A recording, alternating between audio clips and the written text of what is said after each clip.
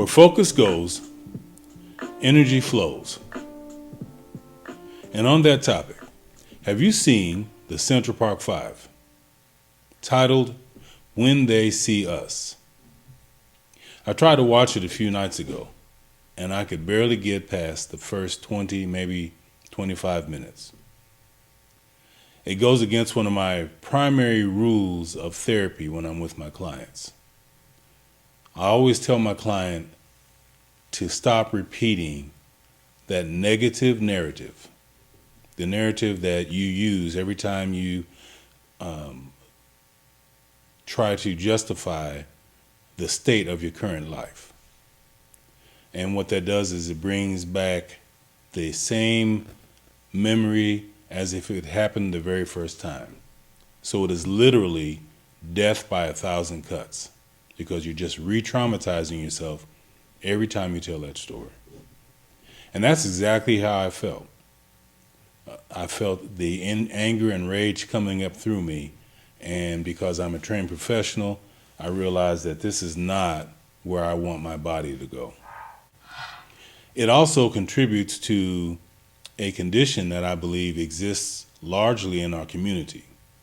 It's called learned helplessness. I'd like to read the definition of it for you. Learned helplessness, a condition in which a person suffers from a sense of powerlessness, arising from a traumatic event or persistent failure to succeed. It is thought to be one of the underlying causes of depression. This theory was conceptualized by Martin E.P. Seligman, a psychologist at the University of Pennsylvania, in the late 1960s and 70s.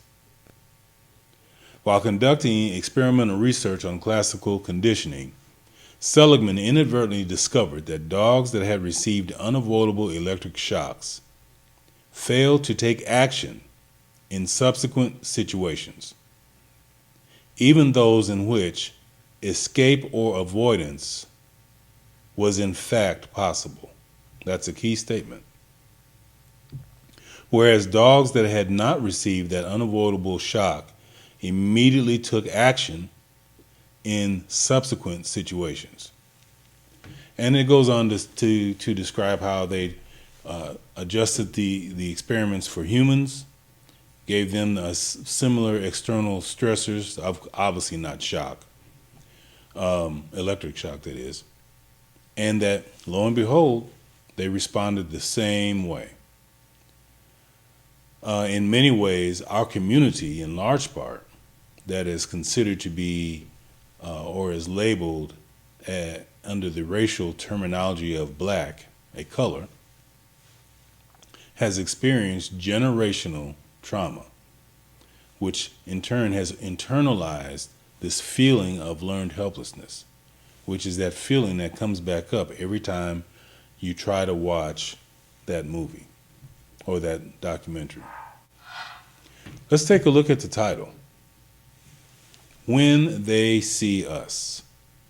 Who is they and who is us? When I'm working with my clients, I will sometimes pose this question or this premise and then ask them a question. And the premise will be, there are two kinds of people in the world. I'm sure you heard this before. Predator and prey. Which one are you? Now, there's no right or wrong answer. It's just how you authentically feel. But it's to get them thinking in terms of this black and white identification in terms of behavior and attitude and resilience, and help them to identify cognitively the way they tend to respond to external stressors.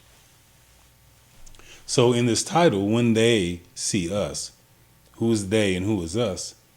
Which one is the predator and which one is the prey?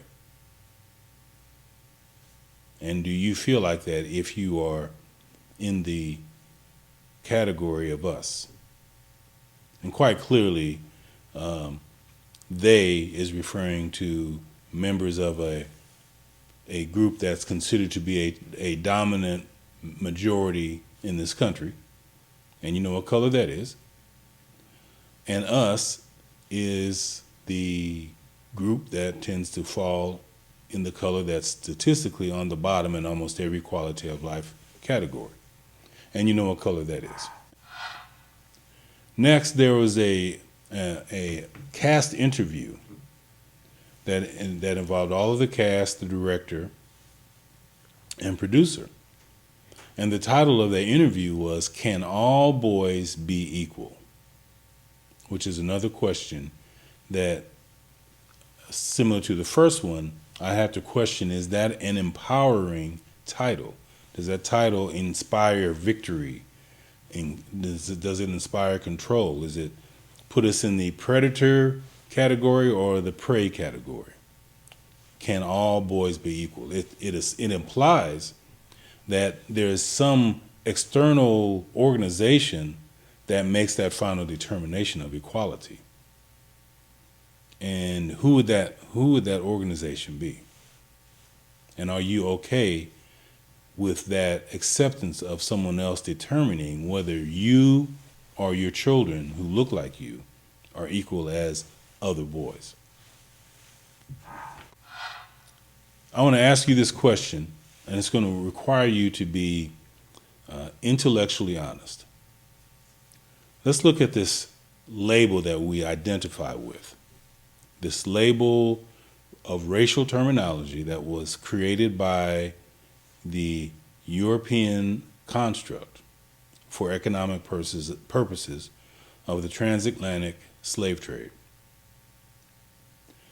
Does the title black empower you and make you feel victorious, or does it make you feel continuously connected to a feeling of struggle? So does the label identity that many of us use to identify with make you, if you fall in that category, feel empowered and victorious, or connected with a feeling of consistent struggle? I think statistically, we know which side that label is associated with, to the point where many in our community will fight and get angry at others who try to glob on, so to speak, to our struggle by comparing their struggle with ours. Because we feel like we have a monopoly on struggle. Struggle is what we tend to use to determine or to define who we are. That we can go through all these things and still come out, which is laudable. But is it empowering? Is it empowering, and does it give you a sense of control of your future and your destiny, to only refer to the resilience of we've overcome slavery and we're still here, and we shall overcome someday? LeVar Burton was noted to say that this movie or this documentary is the equivalent of its time as Roots was in his time. And actually that was my time too, because I experienced Roots for the first time, and I remember the emotions that I experienced watching the very first episode. Very similar to the emotions that I felt attempting to watch Central Park 5. So when I look at that, I have to question the effectiveness of this approach. Now, keep in mind, I'm not condemning it. I'm not saying the movie's good or bad, but is it effective? Is it moving us as a community, as a society, where we want to go? Is it welling up emotions for just emotion's sake, or is it helping us guide our emotions to where we want to end up? So if we're learning from our past, that's a positive. But if we're stuck in our past, then we're paralyzed. In closing, I just want to remind you what I started with at the beginning, that where your focus goes is where your energy goes. And that as you attempt to watch this continuing series to consciously ask yourself, where am I going with watching this documentary? Where do I want my focus to go? And what am I going to do with the energy that it is going to subsequently lead me to? I'm George Middleton. If you like this content, please subscribe and tap the notification bell. And please leave comments in the comments section to what you've heard today. I would really be interested in getting your perspectives. Until next time.